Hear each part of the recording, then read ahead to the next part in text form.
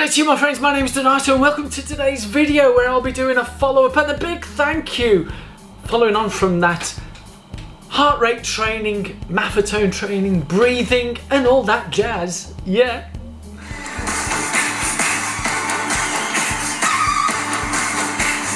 Enough of that fun and frivolity, all very Eurovision that, isn't it? But yeah, the last video that you saw, link up there, was my first run with this lovely little baby. And yes, thank you all so much for the amazing comments. And those of you who've already subscribed, just to reiterate, the giveaway is not going to be this camera. Yes, it's an item that was in the bundle. So if you have a look at my unpacking, you'll see that there's various items in that bundle, and I'll be looking to give away one of those bundles, but you need to be subscribed to this channel. Yeah, so it's amazing. I've only done a few things, and I appreciate Joanna saying that you prefer the slow-mo or the not fast type time warp, but I just want to try something a bit different. Yeah, you know, you might see some more of that, but it was such fun and quite an upgrade. This is what I had before. Obviously I've still got it. It's the GoPro Hero 4 Session, and that's what I've done all of my GoPro videoing up to the last one on that is with this. So all the races I've done that you see on this channel right now, previous to this date, have all been filmed on this little baby, and it's so cute. I'm keeping it. I'm going to carry on using it, and I'll just be adding to it with this. It's absolutely fantastic. Fantastic. I'd say it's more than a toy, but yes, the heart rate training. We've had some great comments and feedback and people asking questions, because obviously it's not a finite science or whatever. It's not absolutely definitive, but if I was to look at the so I'm going to go through the comments here. The key comments that I had from there, which I've pinned it to the response, was from Paul Coughlin, who's saying, I know about his heart rate training. He's the one who put me onto it in the first instance and was giving me some pointers.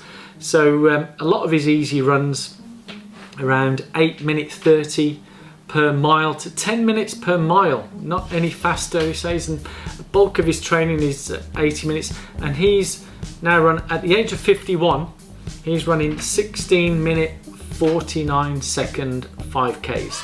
Yeah, that's right, you heard correctly, 16 minutes 49-minute 5Ks by running 8.5 10-minute miles training runs. Yeah, so if you want to get fast, you got to run slow. That's the science, and it's a bit of a myth buster, and you're going to see more myth busting on this channel as we go through various videos and interviewing professionals in their field, where we'll be giving you the facts of breaking these myths. So to run fast in a race, you don't train fast, you train slow. Yeah, that was the whole point of the heart rate training. And yes, I appreciate, Carl, sometimes it can be a bit of a faff putting the chest heart rate.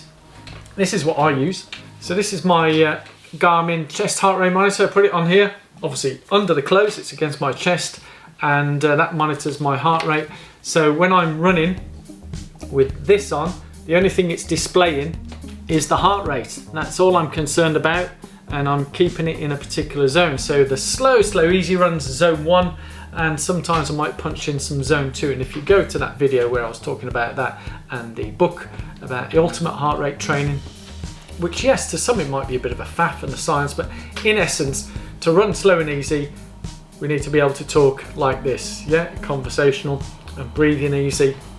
And one of my upcoming videos in the next week or so will be a professional who talks about breathing and how we can breathe properly and effectively to get the best out of that. So combine that with this in terms of heart rate training, with the breathing, you're getting 2 essential blocks to help us be better runners and enjoy the running more. And obviously the third one to tap in is obviously the recovery, sleeping and all that jazz.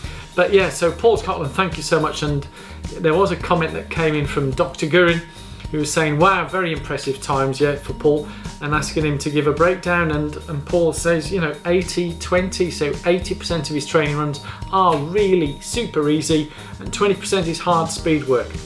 Sometimes it's 90-10, so 90% easy, 10% speed work. But again, that's what works for some people. I know that Cole and others only do easy runs, and they still run around marathons around 3 hours. So, you know, it works.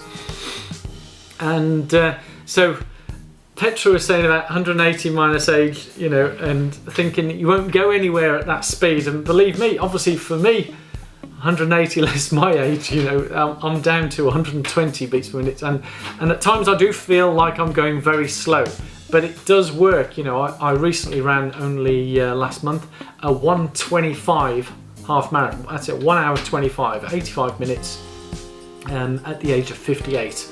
That was a PB for me, personal best or personal record. Thank you all so much, everybody saying yes, do the podcast.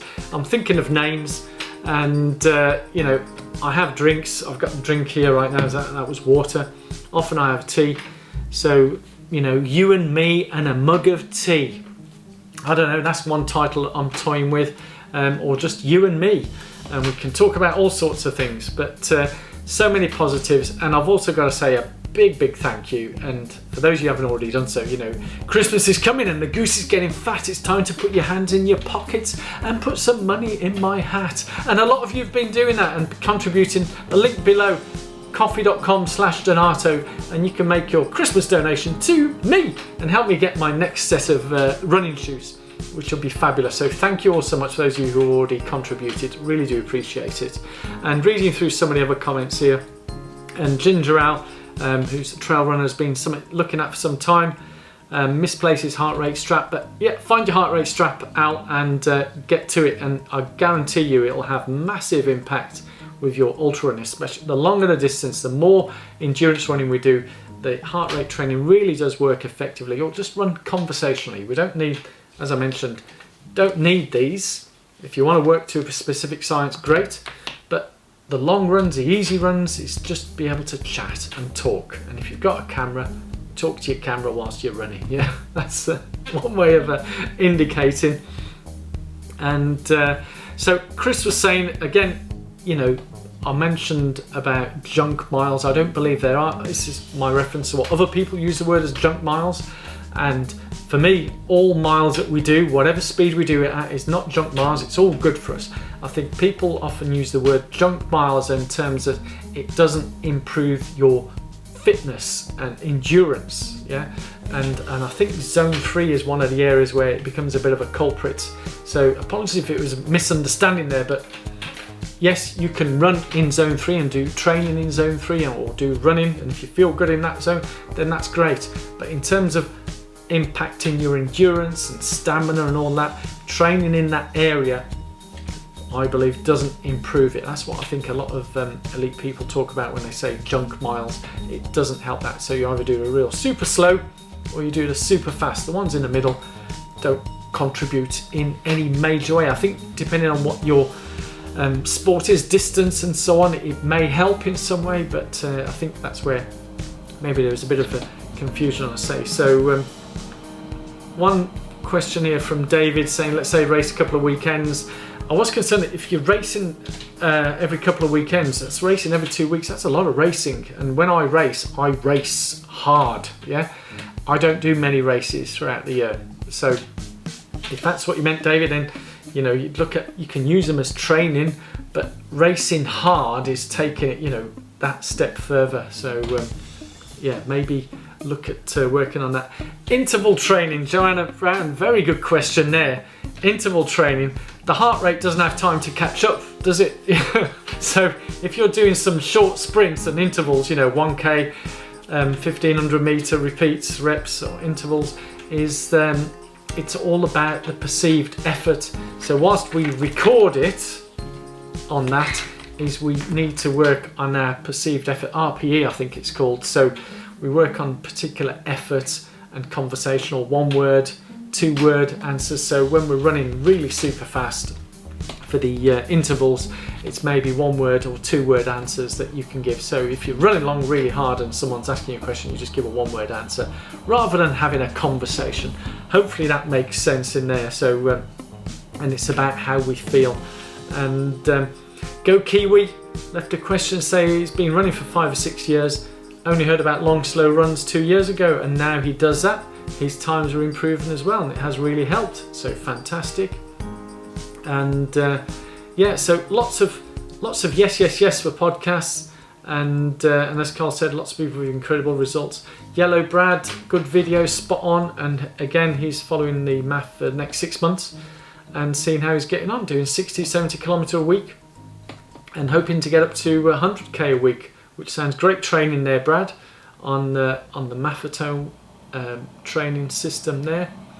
And yeah, there's more and more comments as I go through and looking at that a lot of you guys are doing that and are following it, which is great to hear. So leave some comments below of what you think, and if there's any ways of working on that. Do you adapt? Because sometimes the 180 less your age isn't an exact science, it's just a generic thing. And if you look at their website on the Maffetone method, it talks about adding 5 to your beats per minute, or taking 5 off, or reducing 10, say you've had an injury or you've been ill or you've had flu, or certain age groups. There's ways of working with that, and to be honest, because of the variances that you get with these equipments, that's why it's not an exact science. And sometimes if you can work to feel, then that is often the best way to do that. And we record the heart rates because it's about the effort, not the speed.